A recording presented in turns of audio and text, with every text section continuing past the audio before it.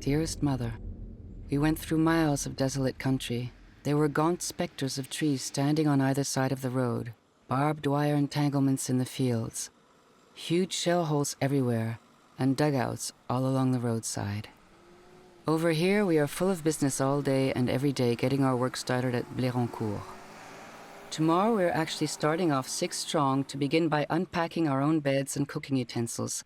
At the moment, there's only one little pavilion, which is at all habitable. The other has no roof, and of course we must put up some sort of baraquement for our dispensary, our ouvroir, and magazine for our extra sleeping quarters for the motor girls.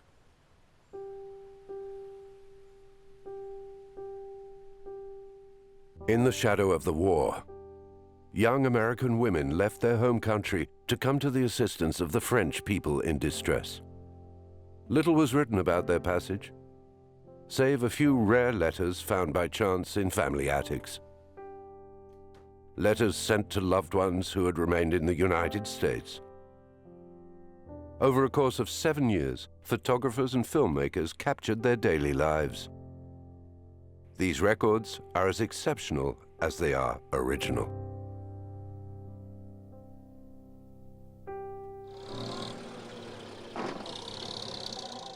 In Picardy, in northern France, the war has been waging for over 900 days. This war of positions, which opposes the German army to the Allies, is ravaging the country in an onslaught of fire, the like of which has never before been seen in the history of mankind.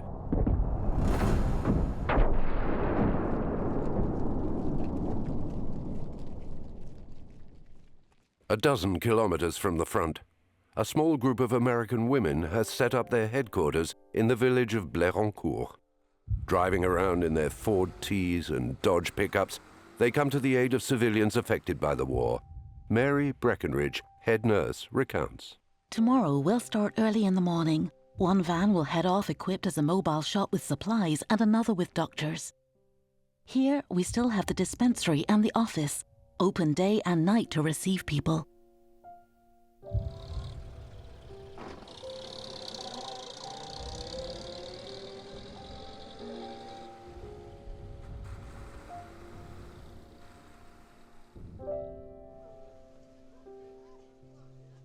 These young women, all volunteers, provide medical care and distribute packages with essential goods to the Picards. Miss Morgan writes to her mother. The other day, our doctor at Blérancourt had an emergency call for a baby that she had heard nothing of at Saint-Paul, one of our most destroyed villages. The baby was born in a trench with a corrugated roof. 5 people living together, and no light unless one left the door open. Poor Dr. McLaughlin said she had never thought to bring a baby into the world under such conditions.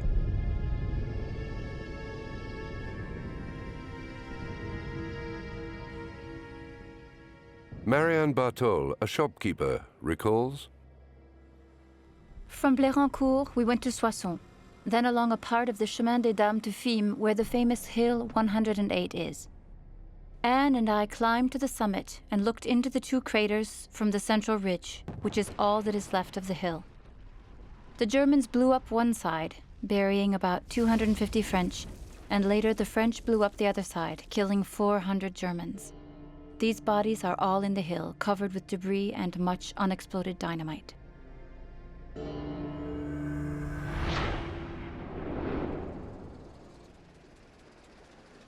Mary Breckenridge talks about her leader's character. Miss Morgan is charming. She comes bursting in from time to time, very lively like a brisk west wind. She's full of good humor and jokes in the face of all the strange situations that arise. These American women had a mission: to save France from German barbarity. Impelled by an immense philanthropic momentum, they were recruited by an exceptional woman, Anne Morgan. In order to learn more about her, we need to step back into the past.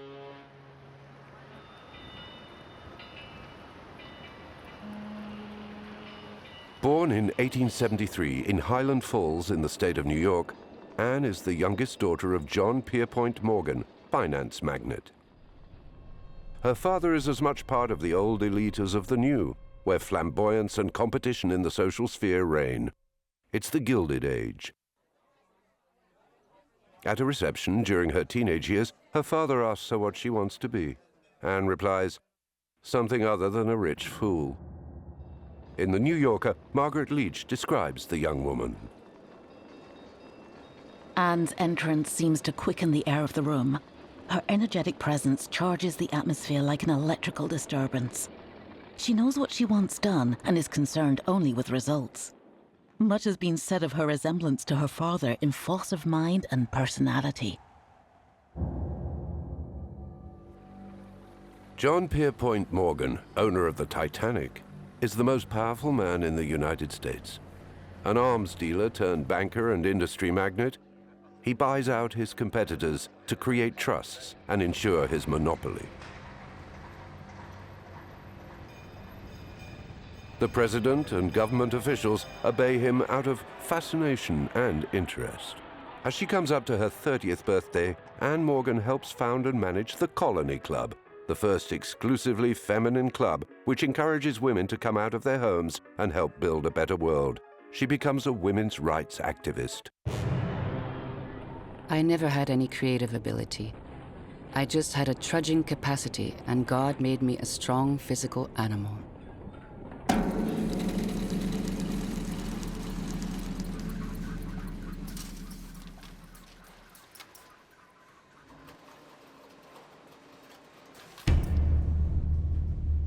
In New York, 15,000 female workers from the textile industry are up in arms about their harsh working conditions. Anne Morgan supports their strike. The strikers ask for bread and roses, the abolition of child labor, equal pay to men, and women's suffrage.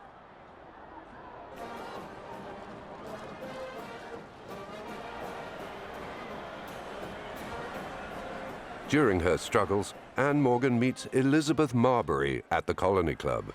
She's the first female impresario and represents George Bernard Shaw and Oscar Wilde, among others. Elizabeth introduces her to her female lover, Elsie de Wolfe, actress and interior decorator. The couple distance Anne from her family environment, drawing her into a freedom-loving artistic world where less conventional sexual practices abound.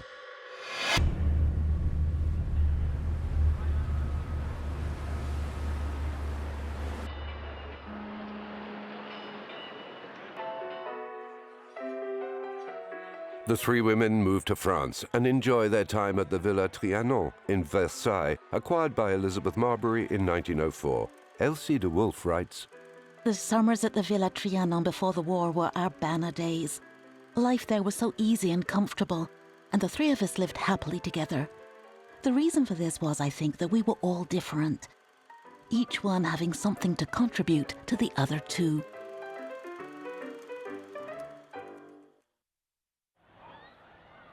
They are known to all of Paris as the Versailles Triumvirate.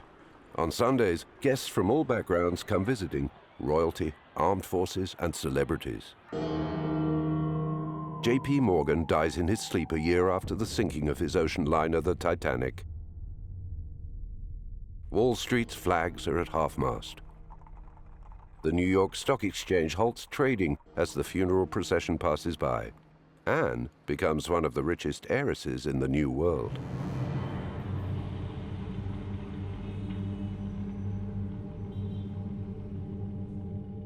In the summer of 1914, Anne Morgan is on holiday in Bride-les-Bains with Elizabeth Marbury. But on August the 3rd, Europe falls apart. Elizabeth Marbury remembers, A crier rushed through the streets shouting, "War has been declared! War has been declared!" Everyone was stunned. For several seconds, our hearts seemed to just stop beating. Everything went quiet, like the silence before a storm hits.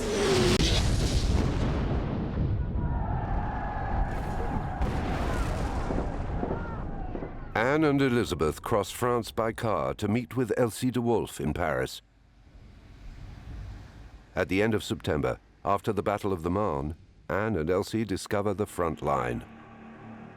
Elsie is overwhelmed. What we saw with our own eyes of the horrors of war touched us so deeply that we resolved then and there to devote ourselves to the Allied cause as long as the hostilities kept up.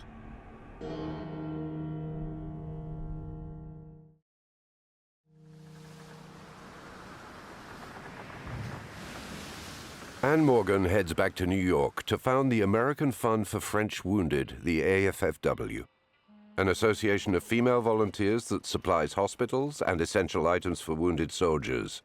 As she writes in her essay, The American Girl, published in 1915, "No human being can be free from a personal responsibility. Side by side, we must work for our sisters across the sea. Filled with the deepest human sympathy, we must give of that which is divine within us, the love which is ready for all sacrifice, even unto life itself." Whilst the women are busy sending packages off to the front, US President Woodrow Wilson declares that he will keep his country out of this worldwide war and refuses to send any humanitarian aid. Anne Morgan shows public opposition to this stance, which condemns associations participating in international aid efforts to act without official backing.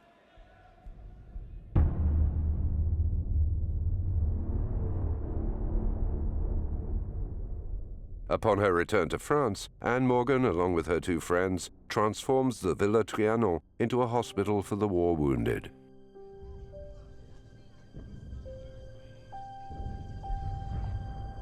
Whilst out distributing medication and clothes, Anne Morgan meets Anne Murray Dyke.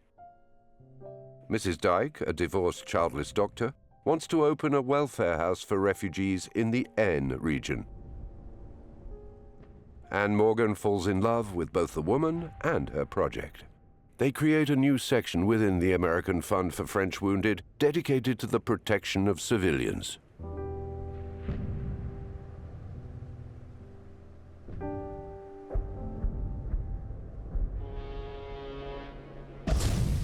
On May the 7th, 1915, a German submarine torpedoes the British liner the Lusitania. 1,200 people are killed, including 114 American civilians. America is in shock. Wilson will be re-elected in November 1916 on a promise to keep America out of the war. But in February 1917, Germany launches a pitiless underwater war in total contradiction with international law. 2 months later, President Wilson declares war on the German Empire. His new stance is clearly motivated by economic interests. The United States have lent so much money to England and France that entering the war is also a way of securing their debts.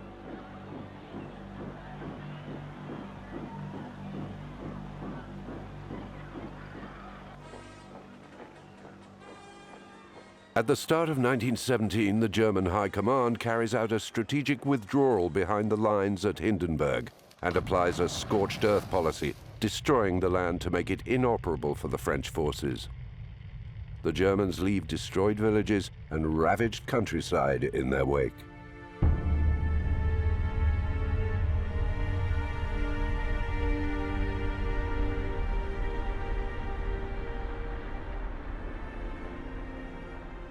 A few kilometers from the front line, in the village of Blérancourt, Miss Morgan and Mrs. Dyke set up their section dedicated to the protection of civilians with the help of General Pétain. For the Commander-in-Chief of the Armed Forces, this measure helps to prevent the exodus from the countryside around the conflict zone and to keep up the morale of the troops, most of whom come from a rural background. It's here in Blérancourt in July 1917 that Anne Morgan sets off the history of Americans in Picardy. It's also here that the aristocrats' philanthropy is transformed into humanitarian aid. Dearest Mother, you can't imagine how interesting it is to be living in the middle of the army this way. We are really getting to feel as if we belonged in it, and the état-major that is here are wonderful to be working with. The people now understand we are here to help them, to help themselves. Your wonderful check arrived last night and has thrilled us all beyond words. Anne and I have already spent it 10 times over, but have this morning decided to put it into stoves which are desperately needed this winter in every home.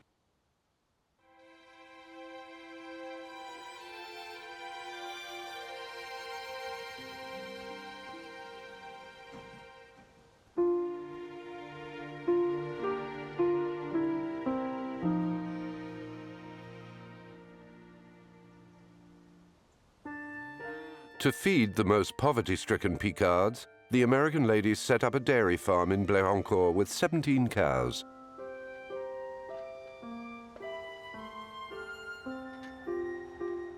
They organize seed planting over hundreds of acres and replant 3,000 fruit trees. Ford tractors are imported from the United States to clean up the devastated farmland. They replace the livestock that has become a rare commodity.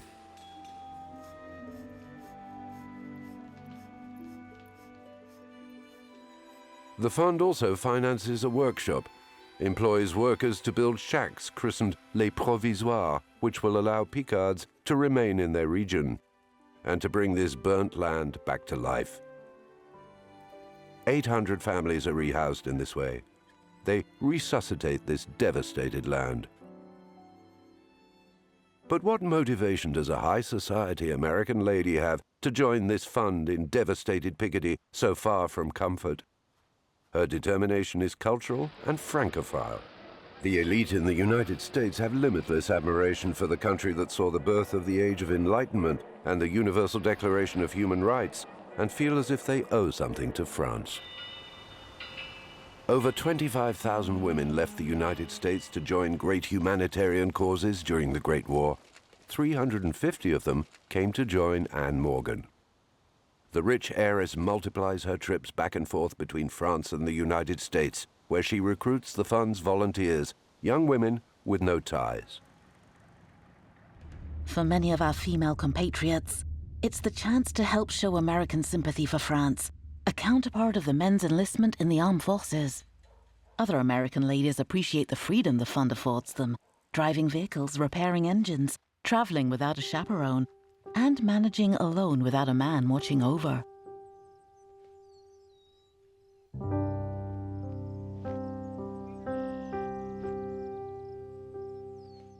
These young women who come from good backgrounds cost the fund nothing. They pay for their own trip, $1,500 for a 6-month tour as a volunteer, the equivalent of $20,000 today. They pay $45 for their made-to-measure sky blue uniform, the equivalent of $650 today. They all have to speak French, show a valid diploma to prove their skills, and hold a driving license. Each one has to insure and pay for the maintenance of her vehicle, change the suspension springs, clean the cylinder heads, break in the valves. Now, for your perfectly charming Miss Conley. I had the most satisfactory talk with her in Chicago and found her just as your letter said, for she is just the sort of girl we want. The only trouble is that she cannot go until June. However, this gives her time to brush up well on her French. Meanwhile, we have secured 1 or 2 girls in Chicago.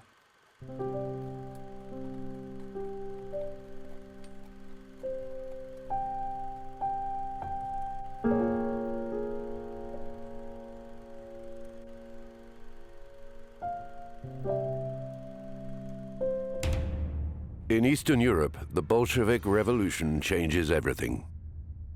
Russia has to deal with its internal issues. Fighting on the Eastern Front ceases. Some of the German troops leave for Western Europe, but most of the divisions stay on site to control the vast annexed territories. On the Western Front, the American troops, the Sammies, start pouring into the northeast of France. The reaction is immediate. In the spring of 1918, a German counteroffensive puts paid to all Reconstruction efforts and plunges Picardy back into the torment of war. In the countryside, it's mayhem. Civilians are obliged to flee, abandoning their homes. Under enemy fire, the American women have to evacuate Blérancourt. They help the most needy civilian populations to leave.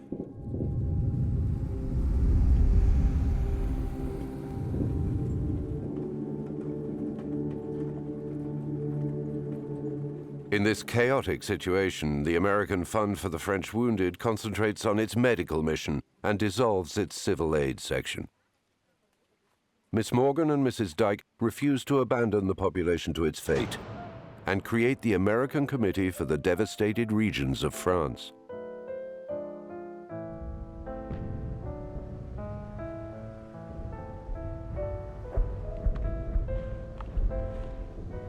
Posted as near to the front line as possible, the committee's volunteers care for the soldiers, bringing them food and clothing.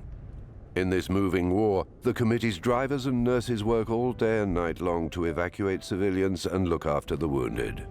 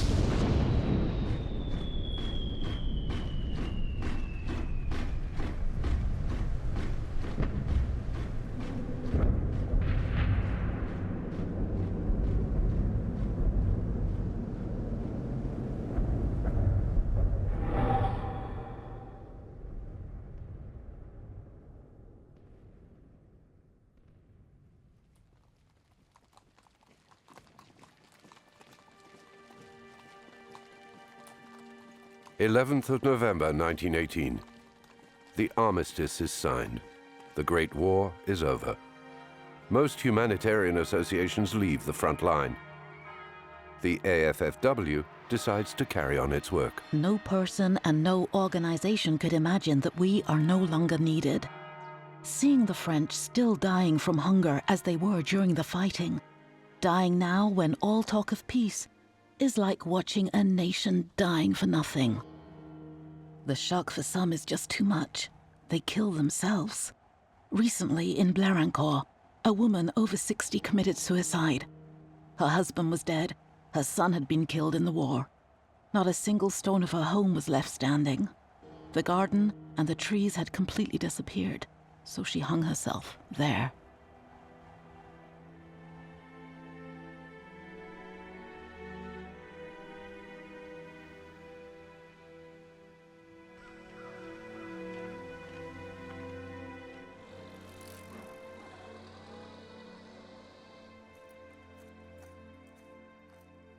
In early 1919, Miss Morgan and Mrs. Dyke returned to Blérancourt. The couple buys the castle's ruins and sets up the fund's headquarters. Its emblem, the griffin, symbol of courage and speed, becomes that of the AFFW.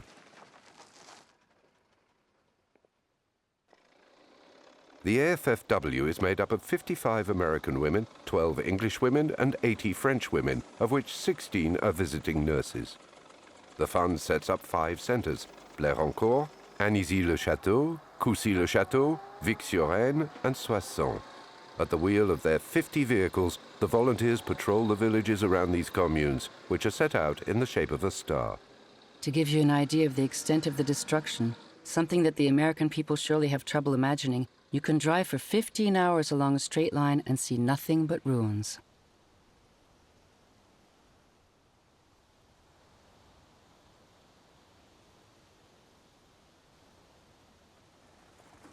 The village has been heavily bombarded by the Germans. The sanitary conditions are beyond words, as there are still so many bodies of men and horses that are barely below the surface of the ground.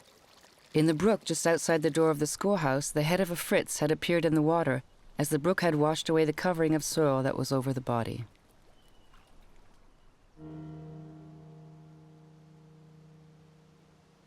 The church and town hall are in a pitiful state. A great many of the inhabitants have returned and are living in the ruins of their former homes. Window glass is very scarce, so they use a waxed, reinforced paper for all of the windows except one pane, which is glass, so they can see out. The paper keeps the cold air out, but also the light. I'm going to be in charge of the store and also be marraine of a village, so I think I will be quite busy.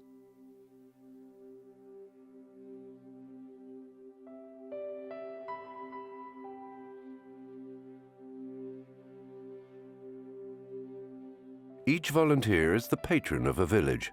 She meets its inhabitants, evaluates their needs. For Marianne Bartol, it's Saint-Paul-au-Bois. The shop opens at 9 a.m. It's full of impatient customers, some of whom have walked 18 kilometers to come and make their purchases. They buy the widest variety of articles: pins, thimbles, a wardrobe, or a gas cooker.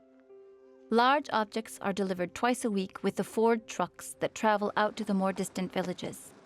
The Picards, who don't have the strength or time to come on foot, can give their orders to the drivers, who deliver them the following week. At the beginning, we gave everything away. Nothing was sold. When the peasants couldn't afford to buy, we gave them goods. That meant that they could have things they couldn't have had otherwise. If the peasants received their war victims' welfare from the government, we sold them certain things at cost price.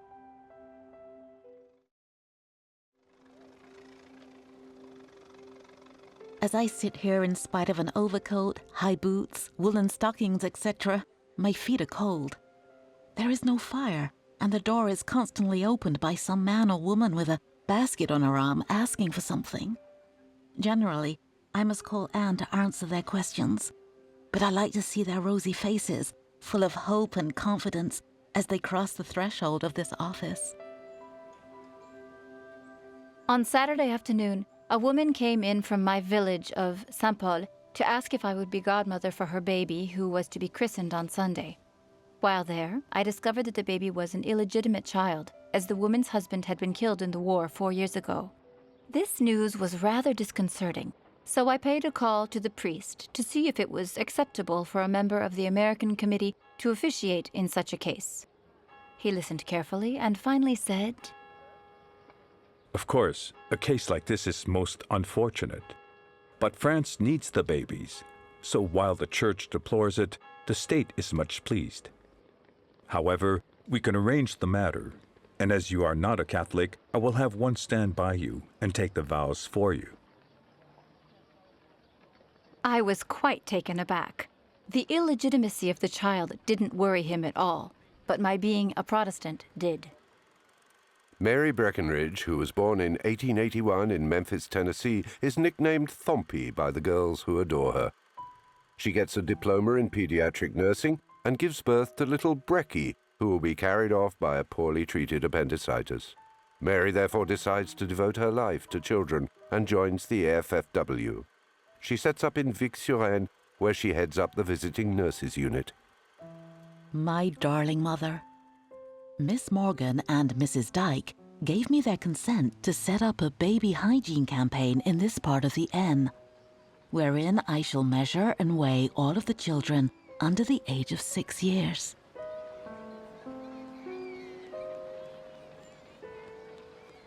During one visit, we met the Duvauchel family. They had no milk for the baby, no eggs, only canned food. The little girl of 5 is undernourished. It's pitiful to see. The older girl has fainting fits, as does the father, and the mother constantly has toothache. Why am I writing to you about them? There are thousands of others just like them.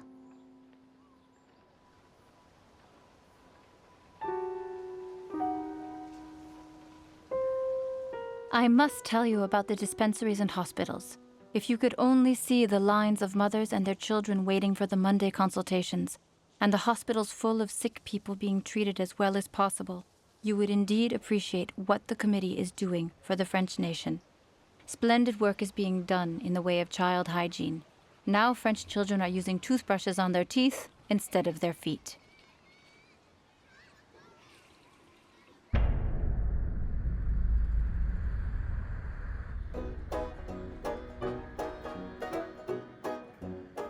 Miss Morgan is in America at present.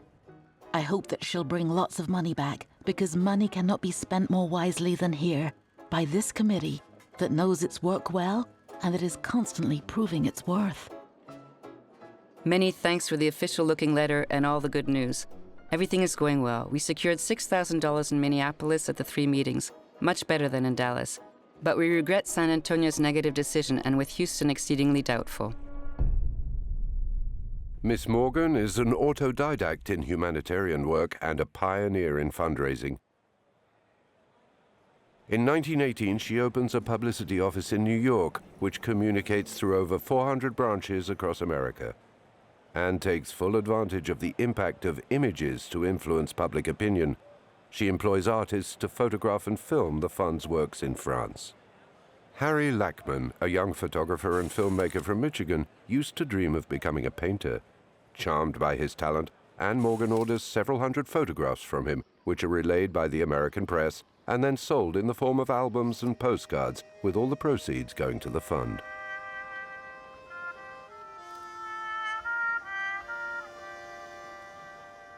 Dearest Mother, I do hope you will get to the office to see the photos that Harry Lackman took there last week. People at home seem to care more about the photos than anything else, as nothing that one tells them is able to give them the real picture.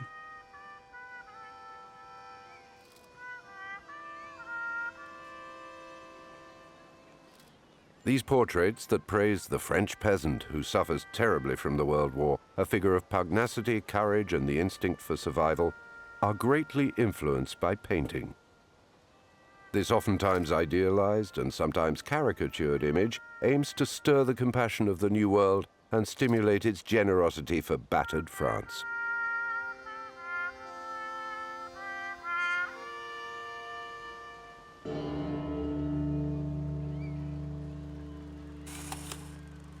A filmmaker came from Paris to film all of our activities and publicize them. Really, he worked very well. and if the result is good, it should be successful. He filmed me as I was weighing an adorable little girl lying down in the basket, raising her feet in the air. You can rest assured that I know my babies well enough to choose a good actor.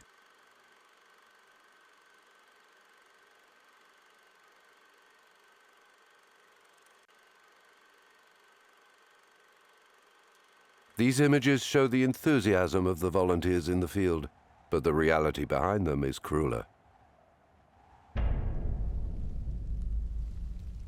My darling, the other evening in Soissons just after dinner, I was told there was a critical case of diphtheria in Coucy. It was twin babies, a boy and a girl, beautiful children of 11 months, who'd suddenly fallen ill. The parents only called our nurse the next day and she came straight away, but the boy had just died and the little girl was having trouble breathing. We did everything we could, but around 11 p.m., our baby had given up this struggle.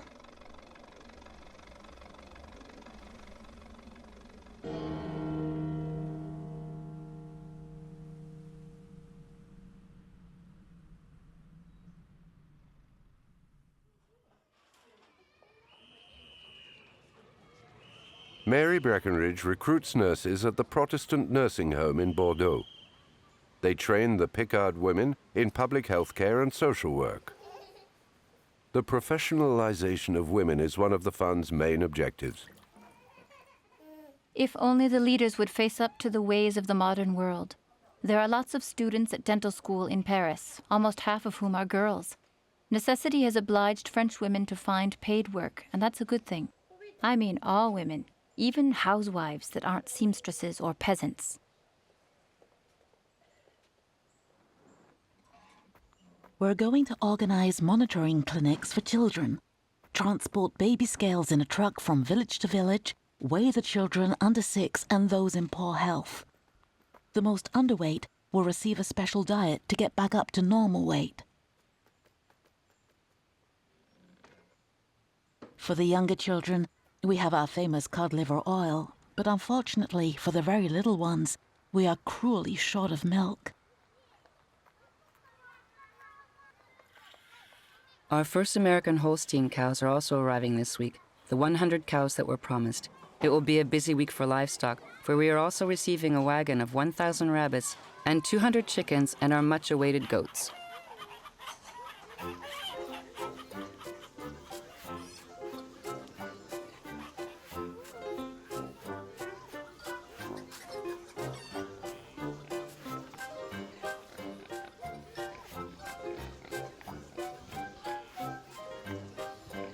"30 more goats are on their way.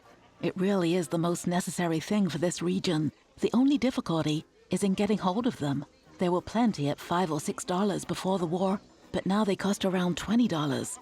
I estimate that for every goat purchased, one baby's life will be saved."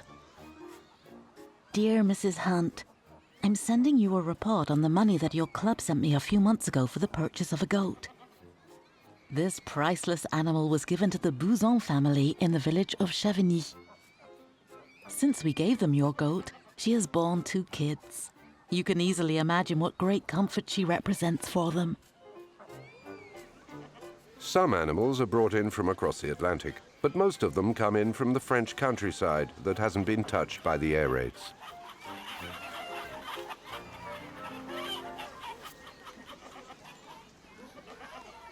My dearest mother, I wish you could see how my little ones are gaining weight as a result of what I have done for them.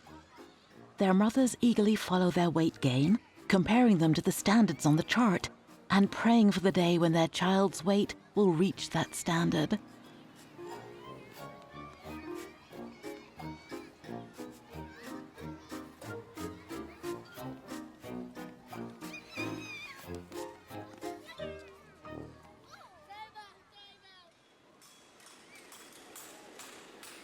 With the help of the farmers' unions, the fund finances the installation of several cooperatives to exploit the common agricultural land.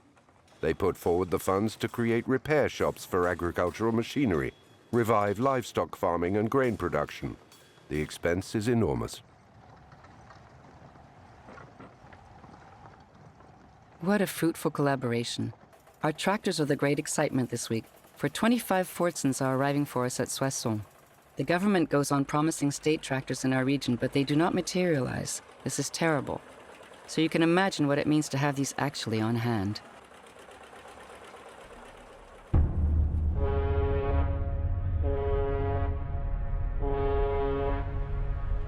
Miss Morgan puts entertainment at the service of her humanitarian cause.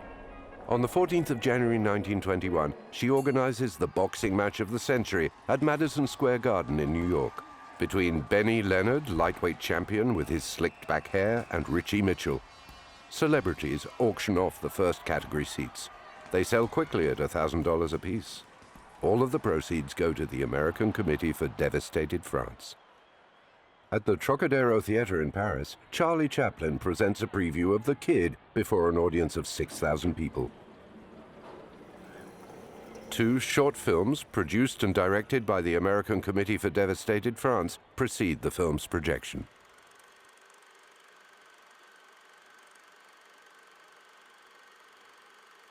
We have been swamped by photographers and filmmakers.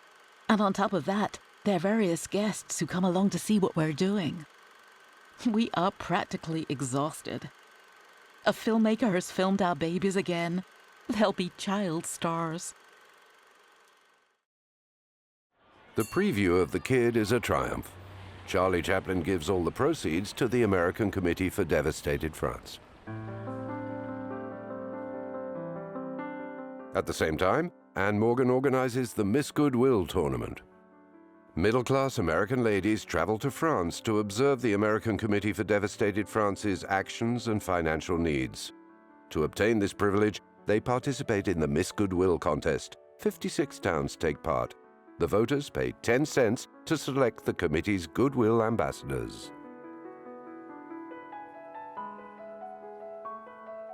The nominees make a 6-week trip to France. They attend elegant dinner parties, gala evenings, visit the Eiffel Tower and the Palace of Versailles, and of course, make a stopover in Picardy. These communication campaigns allow Anne Morgan to collect $5 million, a considerable sum at the time.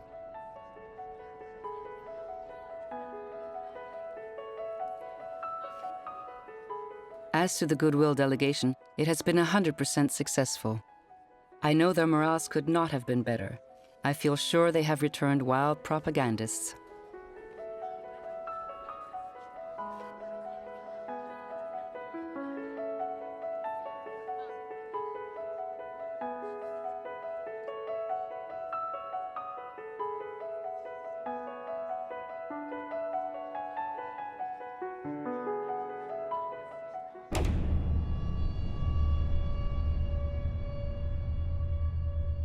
The war may be over, but it just keeps on killing. Of the billion bombs dropped during the war, some 150 million didn't detonate. 3 million hectares of land are declared unsuitable for farming because of the presence on the land of these bombs, mines, grenades, and human or animal corpses. One of the most tragic things is the way people continue to be blown apart by explosives in fields and gardens. It seems there is no solution. When a peasant drives his spade into the earth, it will probably touch a grenade. I wounded last week with 3 men and 2 women, and only 2 men survived. As you drive along the roads, you can see groups of peasants working to try and cultivate the land that 3 years ago was embedded with trenches and cannons. We never dreamed that living conditions could be so severe. At first, it seemed to us it was hopeless for France to attempt to rebuild these devastated areas. Workers from the world over come to help rebuild. The only doctor in the district is a black man from Martinique. German prisoners sleep behind barbed wire, and grenades carry on exploding in the fields. The mayor of Curve is an earl, whilst the mayor of Domillet is a blacksmith. A group of American ladies race along the roads in their truck. Everything has been shuffled up like a pack of cards, and one day we'll wake up and we'll no longer be here. Thanks to a superhuman effort all round, Picardy is reborn from its ashes. The committee's volunteers have managed to make a large part of the population self-sustaining as regards food and material, and have organized an efficient health service. They've also brought a new breath of life to the Picards. At the foot of the Coucy-le-Château fortress, blown up by the German army in 1917, the committee builds a library that will be run by Jessie Carson. This librarian from the New York Public Library is nicknamed Kit by the girls in reference to Kit Carson, legendary pioneer of the American Wild West. What fun it is to discover Treasure Island with a French boy. He's enthusiastic about discovering the literature of another country. He finds Kipling un peu bizarre, but Cooper is épatant. These French children read these adventure stories with the concentration of an Indian following an animal's tracks. The library furniture is built in the committee's workshops using planks of wood from the supplies crates and pale wood from pitch pine imported from the United States. It's adapted to all sizes of reader, even the smallest. The books can be borrowed for free. A record sheet is inserted in each book. It's a system that's totally new to France. The children are crazy about the books. The veterinarian reads philosophy. The baker's wife takes out 2 books a week, her only moments of leisure. Another part of our Children's Aid program is a small mobile library with French children's favorite books. The library is in a truck that also transports groceries. In 1922, 50 vans called mobile libraries drive through the Picardy countryside. The mobile library is born. It's a first for France.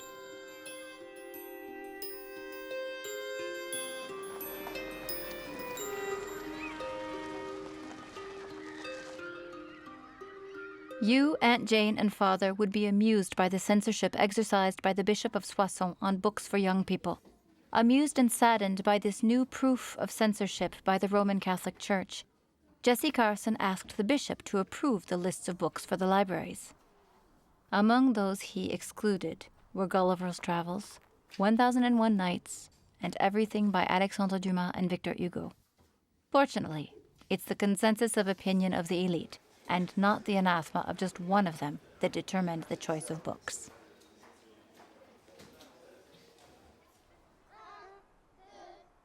If reading's food for the mind, then sport is food for the body. In the spring of 1920, during a tour in Texas, Anne Morgan recruits Agnes Doran, a young physical education teacher. The athlete teaches gymnastics and contemporary dance, inspired by American choreographer Isadora Duncan. Our plan is to further increase the children's interest in athletics by holding fêtes sportives twice a year. These competitions are held between the teams of various schools. Such gatherings will help to develop certain social traits of team discipline and esprit de corps, which will be valuable to them later in life. Individual badges are given to the children who have shown physical progress. The Latin race entirely lacks the sporting instinct which is so strongly ingrained in American and English children. Doran, the Texan girl, is one of the most talented and annoying people I have ever met. We were all annoyed with her at times. She is so content with herself and convinced of her own importance that she is hopeless.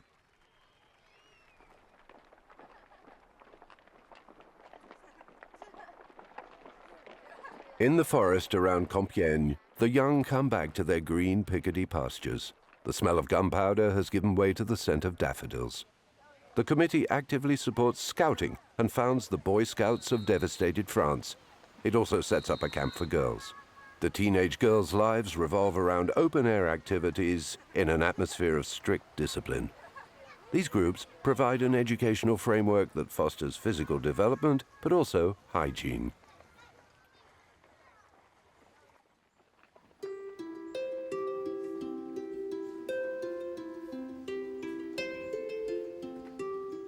This week we are starting in the school. Miss Wright, Miss Tuvey, and Miss Hick are starting with sewing and carpentry classes, and the teacher is thrilled as he has no means of doing it himself, and yet realizes that the whole future of the country lies in the very young.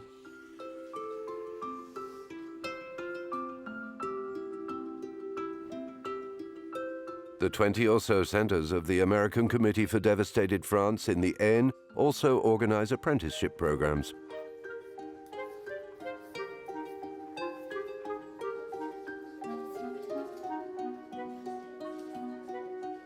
The centers also double up as kindergartens so that mothers and war widows can take time out or go to work.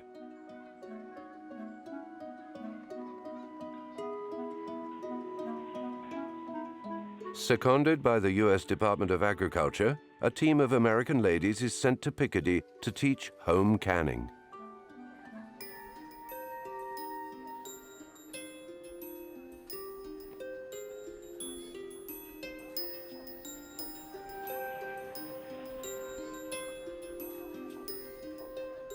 As a yellow and white checked oilcloth is the usual table covering, the white cloth was an important feature. As no one has any good dresses here and gets tired of the sight of horizon blue and the khaki worn by the chauffeur, a favorite way of making an occasion festive is to dress up. One could not imagine a prettier or more animated scene. Some evenings at the foyer are family evenings, which, thanks to a little light and joy, some books and some games, are a reminder of evenings spent at home. The mothers bring along their knitting, the fathers a deck of cards, and the children sing and dance. Every village will have its Christmas tree and its gramophone for music.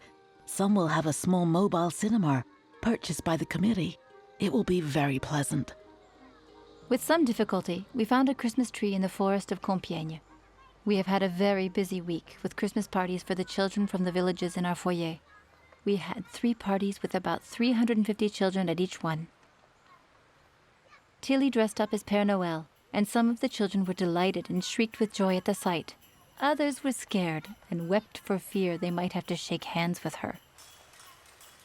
My dearest mother, I so wish you could see the gifts I receive from my friends in the Vic district. Among them are all sorts of shell casings, some of delightful simplicity, others hideously decorated with my initials that stand out like warts. I also have flowers, mistletoe, pies cooked without sugar or milk, and even eggs from the chickens they had such difficulty getting.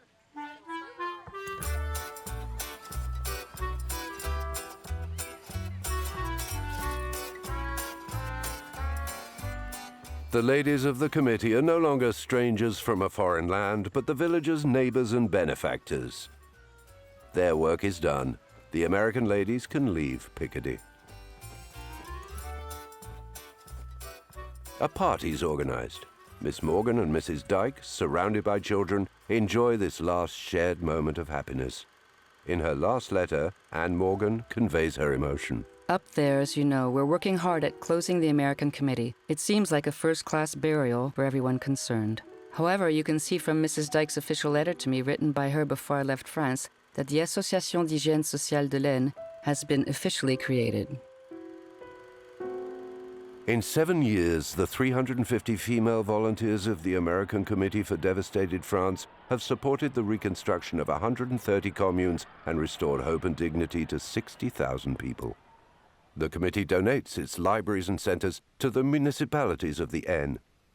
As for the Château de Blérancourt, it becomes the Franco-American Museum.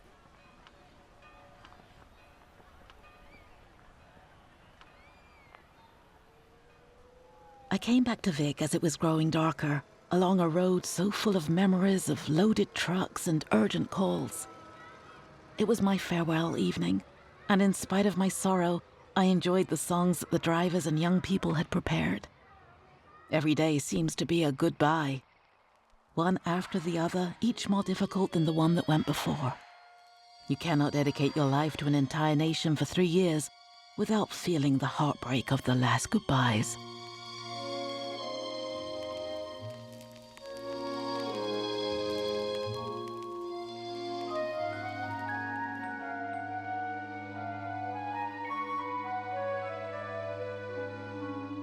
Roses are shining in Picardy, in the hush of the silver dew. are flowering in Picardy, but there's never